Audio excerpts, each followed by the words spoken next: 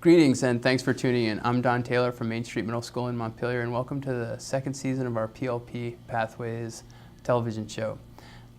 This is our first episode, and I'd like to thank Orca Media for letting us film the show in their studio, the Middle Grades Collaborative, and the Tarrant Institute for their support. Hello, I'm Maura Kelly. I teach 7th and 8th grade humanities at People's Academy Middle Level in Morrisville, Vermont. As part of our work with personal learning, proficiency-based education, and flexible pathways, we're continuing to support the PLP Pathways webinar series in an effort to help educators provide resources and develop collaborative community connections to support this work. Before we get into today's show, we want to make sure you know how to stay connected with PLP Pathways. You can visit our site, follow us on Twitter, and keep tabs on our project through our blog. We'll show you these again at the end of the show.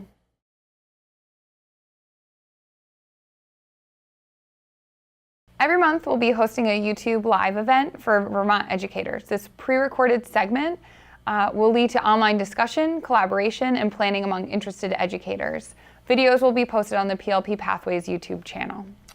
And as part of our work with other educators, we're going to review a little bit. Last year, we started out looking at personal learning plans and the implementation, which is a key element of Act 77. This year, in addition to the implementation of PLPs, we're also going to talk about proficiency-based learning and flexible pathways. But before we go too much further, we're going to talk a little bit about personal learning and personal learning plans and what that's all about. So most of this work is grounded in Act 77, flexible pathways legislation that went into effect in 2013. The law supports flexible pathways to graduation, dual enrollment for high school students, and innovative education initiatives.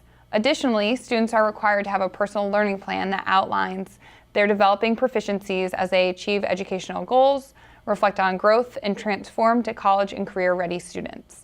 And for many of you out there, those personal learning plans might be on different platforms. Some folks are using Google Sites, some folks are using Naviance, and there are a few educators out there who are piloting Protean, which is a new platform that ties standards to student work.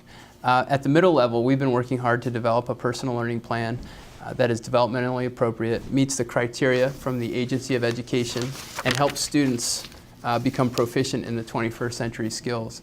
To help guide students through the development of their personal learning plan, we've created a personal learning framework with the help of Dr. James Nagel of St. Michael's College. That personal learning framework includes 3 phases. There's the identity phase, where students learn about their strengths and challenges. They envision the community that they want to be a part of, and they identify their principles and values as a prelude to setting goals. Once they've set those goals, and in our class they're learning growth mindset, about grit and about self-discipline, and the elements and how they tie those elements together to achieve those goals. Once they set those goals, we then go into the growth and reflection stage. Growth and reflection encompasses the continued collection of evidence to demonstrate learning and the growth as our students progress towards those goals, in the hopes that they meet the final phase, which is the transformation to their next life and learning stage.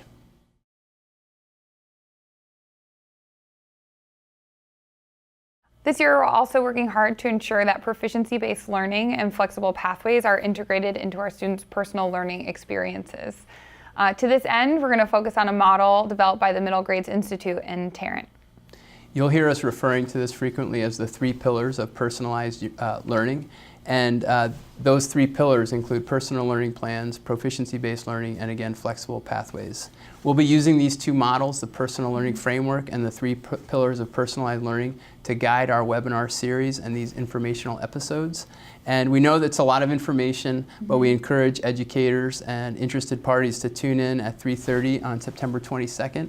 Again, we'll be doing a PLP Pathways webinar series that this year is going to be hosted on YouTube Live. And those conversations will then be archived on the PLP Pathways YouTube channel. Thanks again to the Middle Grades Collaborative and the Tarrant Institute for Innovative Education for their support. And remember to tune in to the PLP Pathways webinar in September.